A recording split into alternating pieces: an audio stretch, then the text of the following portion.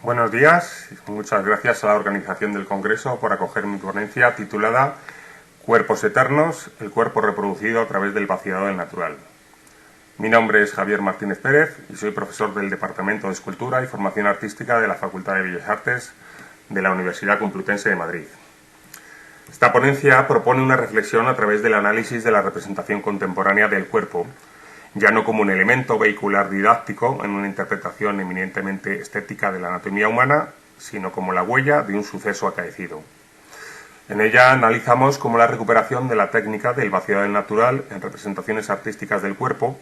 desafiando estereotipos desde mitad del siglo XX, se conecta con reflexiones sobre la imagen, la huella y la piel de pensadores como Roland Barthes, Didi Huberman, Gilles Deleuze, Jacques Derrida, Jean-Luc Nancy o Maurice Merleau-Ponty. El vaciado del natural es un procedimiento por medio del cual se obtiene, a través de un proceso de moldes, una copia tridimensional precisa en cuanto a volumen y a texturas de cualquier elemento de la naturaleza, sea este vivo o inerte, orgánico o inorgánico. Esta técnica se ha utilizado desde la antigüedad para reproducir, entre otros muchos elementos, pero fundamentalmente el cuerpo humano con muy diversos propósitos. Desde los de auxilio técnico en la creación de esculturas, como ya se operaba en el periodo helenístico griego, como los de elemento partícipe en rituales religiosos en el antiguo Egipto o en las imágenes mayorum de la Roma clásica, hasta los fines científicos en la didáctica de la medicina o en el registro de datos antropológicos en las expediciones científicas decimonónicas y de primera mitad del siglo XX. En el ámbito de la creación artística se continuó utilizando profusamente hasta la extensión y popularización a partir del neoclasicismo de la idea de la creación artística como una especie de ejercicio circense de virtuosismo manual, lo que provocó que el vaciado del natural se entendiese como una especie de trampa, un atajo o, en todo caso, como una forma nada ética de crear obras de arte. Esto hizo que aquellos que lo utilizaban comenzasen a ocultarlo, que posteriormente y en consecuencia pocos lo aprendiesen y así se llegase a difuminar hasta el punto de hacer desaparecer su existencia de la literatura de la didáctica sobre técnicas artísticas. Esta es la huella de esta negativa concepción que aún a día de hoy es muy difícil encontrar libros de historia del arte o manuales didácticos sobre técnicas artísticas donde se cite la metodología y ni tan siquiera el hecho de su existencia histórica. Cuando este desprecio hacia su uso en la creación artística había calado en la crítica y fuertemente en el público, son las vanguardias artísticas las que vienen a romper con la idea del valor del virtuosismo manual en la creación, y es con la irrupción de los creadores conceptuales y los enfoques ya denominados indexicales, cuando se reintroduce abiertamente esta técnica en la creación artística. Entre las más diversas propuestas, es utilizada por esta corriente especialmente en las reflexiones sobre el cuerpo como identidad y vehículo de reflexión desde los más amplios enfoques. Jean-Marcel Duchamp lo presenta en una combinación de evidencia oculta, como una autobiografía secreta donde dejar constancia fehaciente de una experiencia vital. En su hoja de parra femenina o en su No es un zapato, nos presenta los moldes negativos de genitales femeninos, elementos que acabarían formando parte ya en positivo de la enigmática Etandones, protagonizada por un cuerpo compuesto por miembros vaciados y ensamblados, presentado como un testimonio póstumo de su propia vida, una vida que narra a través de sus parejas sentimentales. Este tipo de autobiografía lo encontramos también en el artista neoyorquino Paul Thek, cuando se sirve de la reproducción del propio cuerpo para reivindicar su disidencia de las corrientes minimalistas imperantes en su ciudad, con su obra Fishman, Hombre Pez, o para lamentar su exclusión de los circuitos artísticos en su testimonial La tumba. No pretendiendo un análisis de sí mismo como individuo, sino que busca retratar la situación marginal a la que se sentía abocado. Si bien estos artistas utilizan los vaciados como elemento partícipe de una instalación narrativa, la corriente hiperrealista norteamericana, perfeccionando las técnicas con incorporación de nuevos materiales provenientes de una industria química en auge,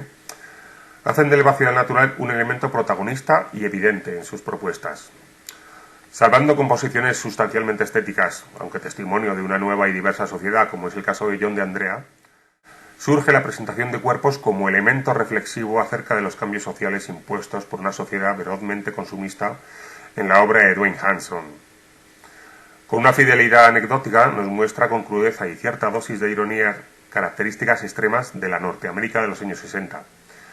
Diversidad y exclusión racial, obesidad, adicciones, pobreza o consumismo son abordados a través de los efectos que estas circunstancias producen sobre los cuerpos. Refiriéndose a la imagen, en concreto a la imagen fotográfica, Roland Barthes se apoya en los términos que aprovecha del latín studium y punctum para intentar, con agudeza, describir aquello que capta nuestra atención, nos atrapa o nos impresiona de una imagen. Si el studium podría ser aquello que el autor de la imagen, el artista, quiere presentarnos, el tema o el ámbito de lo que está tratando o presentando,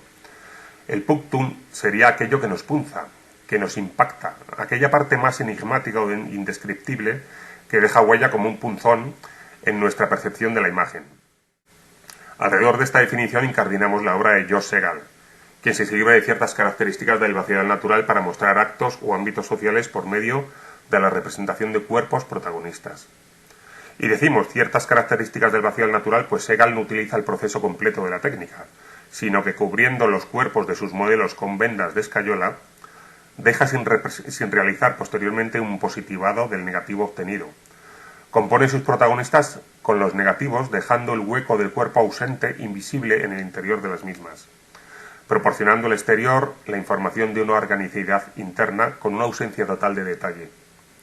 El resultado es una información fantasmagórica, una irrealidad absolutamente veraz, un punctum que refuerza con profundidad la crudeza de la presencia de las realidades sociales que el artista pretende evidenciar.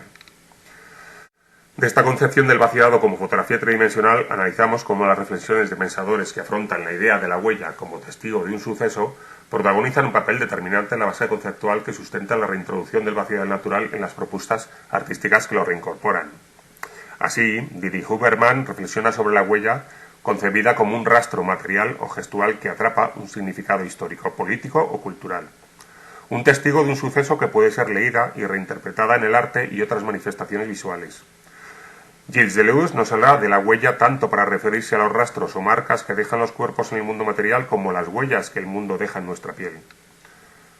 El filósofo y semiótico Charles Sanders Peirce, en su clasificación de los signos en tres categorías principales, icono, índice y símbolo, nos presenta la huella como índice de un suceso acaecido que se halla inexorablemente ligada al suceso que la provocó. Jean-Luc Nancy incide en el concepto de huella como rastro de la evidencia en el mundo, enriqueciéndolo con la idea de revelarse como una manifestación de la finitud y la temporalidad de la vida.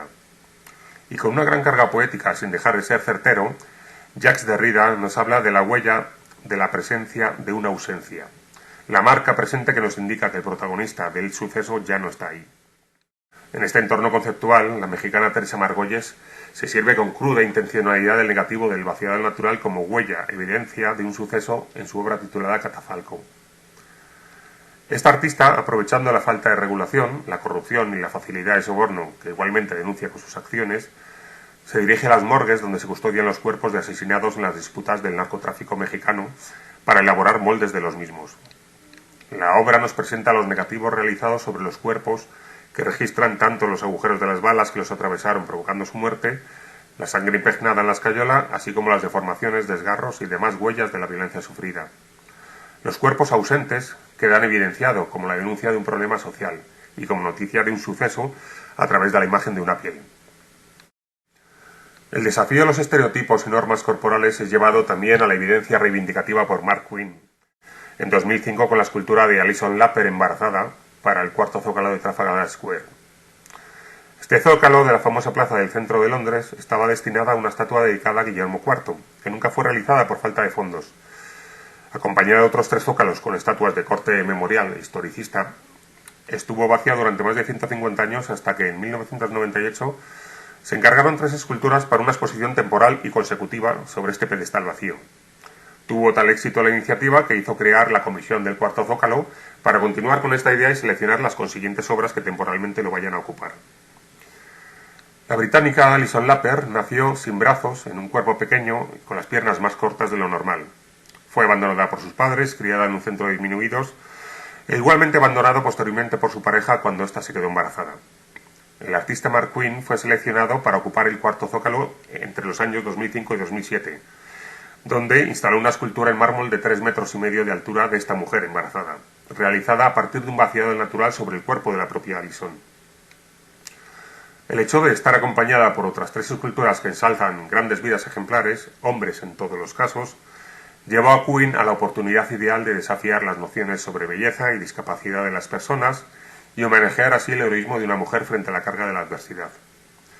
El hecho de evidenciar la utilización del vaciado natural pretende anular la idea de una interpretación del autor, una idea que posibilitaría una lectura en términos de exageración, dramatismo o tergiversación de una realidad. Así, este proceso del vaciado realizado sobre el cuerpo de Alice es recogido en la película documental The South Bank Show, un proyecto colaborativo entre Mark Quinn y el cineasta Gary Fox. La ruptura con el estereotipo del cuerpo socialmente aceptado como ideal y con los cánones de belleza es investigada también por los españoles Juan Muñoz y Bernardí Roig desde dos perspectivas diferentes pero complementarias. Estas propuestas las presento como conclusión a un análisis sobre la recuperación abierta de la técnica desde los enfoques llamados conceptuales o indexicales, siendo evidente que los innumerables autores que actualmente así sirven estos religiosos serían inabarcables. Juan Muñoz abarca un ámbito de actitudes colectivas remarcando el anonimato y la distancia emocional con el individuo para centrarse en los comportamientos y actitudes ampliamente repetidos. La curiosidad por la intimidad ajena, el cotilleo, la condena de lo diferente,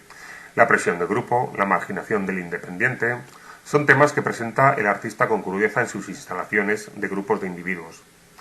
En ellos repite un rostro de rasgos orientales como elemento distanciador, vestidos con una misma indumentaria que refuerza la idea de grupo monolítico. A veces son trajes anodinos, otras una especie de sacos periformes que con la inmovilidad de su amorfismo señalan una inmovilidad de ideas. Estas propuestas de Muñoz podrían percibirse como ideas impersonales y no emotivas, pero la elección del vacío del natural para realizarlas provee a estos grupos de un realismo epidérmico, tanto de carne como de telas, cuya velocidad provoca de nuevo ese punctum inquietante que describía Barthes e involucra al espectador en la enigmática temática del chismorreo latente en esos grupos. Esta es la inquietud provocada por la latencia de esa piel que Juan Muñoz consigue comunicar dichas actitudes sociales en obras con un solo personaje, como puede ser su figura que escucha. En el caso de Bernard Roig, este utiliza cuerpos alejados de los cánones de belleza para convertir al espectador en protagonista,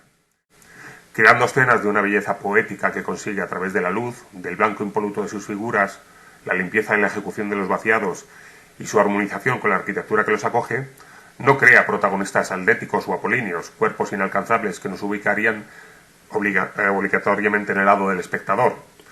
Por el contrario, con sus personajes calvos, de barrigas prominentes, carnes fofas y expresiones forzadas que sufren, consigue que nos podamos sentir protagonistas de las escenas presentadas. Aunque no entendamos muy bien por qué ese individuo lleva una inquietante carga o se ciega ante una luz de la que sin embargo no se aleja, es fácil identificarse con situaciones de adversidad y sabemos que nos está representando en cierto modo a nosotros. De nuevo, los registros de la piel, en lugar de una interpretación modelada, incluso de los tejidos que parcialmente la visten, evocan imágenes, recuerdos, emociones o asociaciones personales impactando al espectador de manera personal e íntima. Estas dos últimas muestras sobre representación del ser humano en su relación con el mundo nos conectan directamente con las reflexiones de Maurice Merleau-Ponty sobre la importancia de la corporalidad en la formación de nuestra experiencia del mundo, cómo nuestra percepción del mundo está condicionada por el cuerpo que tenemos y por las experiencias que a lo largo de la vida nuestro cuerpo va acumulando como cicatrices, huellas que van formando o deformando el envoltorio físico en el que nuestra persona habita. Muchas gracias.